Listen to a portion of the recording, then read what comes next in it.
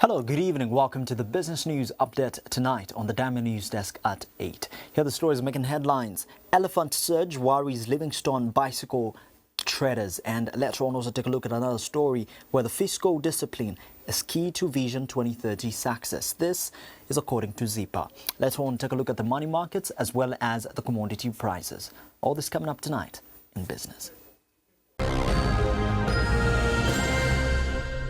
Well, let's now get into the details of our business news stories tonight. Cross-border bicycle traders in Livingstone are raising safety concerns over increased elephant activity in the Mosiwa-Tunia National Park. Now, traders say frequent encounters with elephant herds threaten the nighttime movement of goods across the Zambia-Zimbabwe border. Senior Wildlife Warden Wilfred Monga has confirmed that elephant herds have risen from 155 to 185 since March. He urges caution as patrol coverage remains limited, particularly at night. Here are the details. Bicycle cross-border trade between Zambia and Zimbabwe has increased over the years on the Zambian side in particular. Traders have become a cost-effective source for transporting goods such as drinks, fruits, bread and other items. However, the sustainability of this business is uncertain during the winter season, which coincides with elephant migration. This year, the migration started earlier than usual due to drought conditions, putting traders at risk along the roads. Sometimes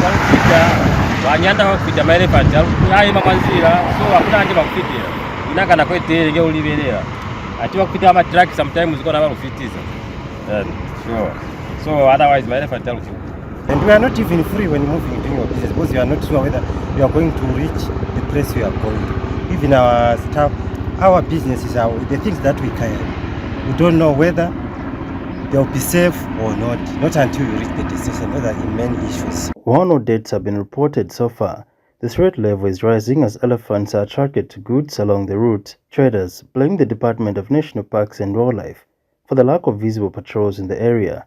Mubunji wetutewa majinga tujanika tutulafura tulanyonganizigwa nobatiga mbogen twaranga utibanya mabara janika arodi niho nto road njo tuberesha. On the other hand, wildlife officials express concern over the traders' lack of responsibility, particularly in regions designated as elephant corridors. Wilfred Monga is Senior Wildlife Warden for the Department of National Parks and Wildlife in the southern region. Please, let's make sure that we exercise caution. How I wish that these same pedestrian, cyclists could even team up, for instance. Instead of having so many bicycles, they can hire a van, to take their merchandise to the border instead of having a lot of people cycling on the road. That could actually tremendously help reduce the problem of elephant attacks on the road. The growing elephant population poses a threat to bicycle cross-border business activity, and this surely calls for alternative income sources for traders. Gabriel Josas Mova, Diamond News, Southern Zambia. Well, we'll move on to another business news story. Zambia Institute for Policy Analysis and Research, ZIPA, says fiscal discipline is critical to achieving the country's Vision 2030 goals. This was emphasized during the launch of Phase 2 of the Country Economic Transformation Outlook, SETO, in Lusaka. Now, Dr. Joseph Piri and Malindi Chatora stressed the need for long-term apolitical planning and economic reforms based on evidence-driven policy. Now, SETO Pact, they noted, promotes collaboration and reform implementation across sectors and countries. The Zambia Institute for Policy Research and Analysis, in collaboration with the African Center for Economic Transformation, has officially convened the Inception Workshop for Phase 2 of the Country Economic Transformation Outlook, known as SETO.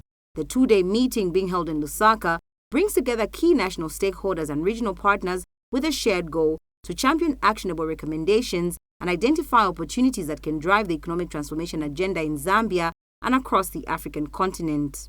Officiating at the opening of the workshop, Acting Permanent Secretary for the Management Development Division at Cabinet Office Owen Kanyata has emphasized that government has implemented several reforms aimed at cutting red tape, all in an effort to enhance private sector growth and economic participation. You find that there are a lot of changes that have been made, and Also, you will, if you took time to check, you find that there have been a lot of changes to legislation, amendments that have been made, processes that have been also revised or re-engineered to make sure that we remove the red tape and achieve this goal of having a thriving private sector. ZIPA Acting Senior Research Fellow Malindi Chatora, speaking on behalf of ZIPA Executive Director Zali Chikuba, has highlighted the central aim of the SETO initiative. This platform is designed to support governments and local policymakers in crafting and executing innovative, evidence-driven policies that are rooted in the depth framework, which focuses on diversification, export competitiveness, productivity growth, technology upgrading, and human well-being. SETO Pact serves as a catalyst for cross-country collaboration, encouraging the practical uptake of policy insights and advancing impactful reforms through shared learning and coordinated action. The SETO was conceived to address a critical gap in Africa's policy-making landscape, including the need for a rigorous, country-specific and forward-looking diagnostic. It goes beyond simply measuring economic transformation. It provides practical reform pathways that are context-sensitive, data-driven. Malindi talked about theory backed with evidence. To unlock its full potential and actualize Vision 2030, the country must enhance the economic transformation agenda through fiscal discipline, ensuring the public resources are efficiently allocated and managed. This effort should be anchored by an apolitical and cohesive long-term national development plan, one that transcends political cycles and focuses strategically on inclusive and sustainable growth. The SETO Phase 2 workshop marks a significant step forward in Zambia's transformation journey, aiming not only to inform, but to act, bringing economic development strategies from paper to practice. Rachel Mumba for Diamond News. Well, those are the business news stories we have for you today, but let's now take a look at the money markets.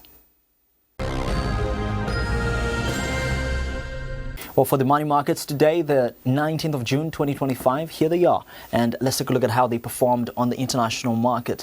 The United States dollars of end of business day today was buying at 23.10 kwacha and it was selling at 23.49 kwacha. The United States dollar has seen a huge drop. This is basically the average commercial rate has seen a huge drop in these rates over the past few days.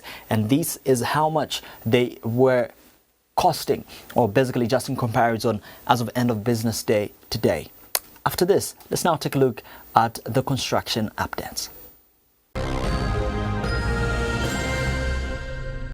Well, for the construction updates, and these are the commodities that are used in the construction business, or basically just the practice itself. Today, we're taking a look at hand drill, multifunctional drilling machine, electric driver, small pistol drill, which is going at 2,840 kwacha, 8 ngwe. This is how much it might be able to cost you, and this is one that has a rated voltage of 220. But we have another construction commodity that we are taking a look at today and how much this particular one could cost you, and this is a P-trap with adapter flexible sink drain pipe, and it's going at 557 kwacha, 19 ngwe.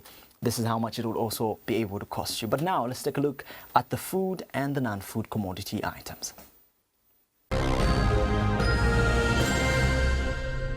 Well, we start off with the food items, particularly beef. 1 kg is going to cost you 100 kwacha, while 2 kg of sugar is going to cost you 70 kwacha. For flour, 2.5 kg is going at 95 kwacha, while Nakonde rice is going at 5 kg rather, is going at 160 and 180 kwacha, in between that range. For the tray of eggs, it's between 100 kwacha and 110 kwacha. And for cooking oil, 2.5 liters is at between 170 and 180 kwacha.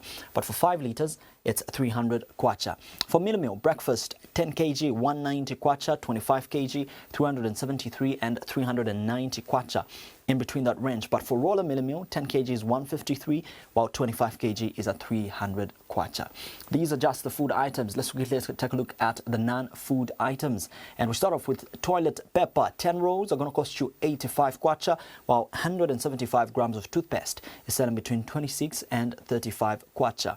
A bar of multi-purpose soap is selling between 25 and 45 kwacha, while 500 grams of washing powder is selling between 40 and 45 kwacha. 1.5 kg is selling between 95 and 135. 3.5 is going at 209 and 229 kwacha. For bathing soap, 1 bar is selling between 19 and 29 kwacha. But for liquid hand wash, 750 mils is going at 45 and 50 kwacha. For those are your commodity prices for the food and the non-food items, as well as the construction commodities, but also the business news stories we had for you today and the money markets. That conclude the business news update for tonight. After this, we'll continue with the Diamond News Desk at 8.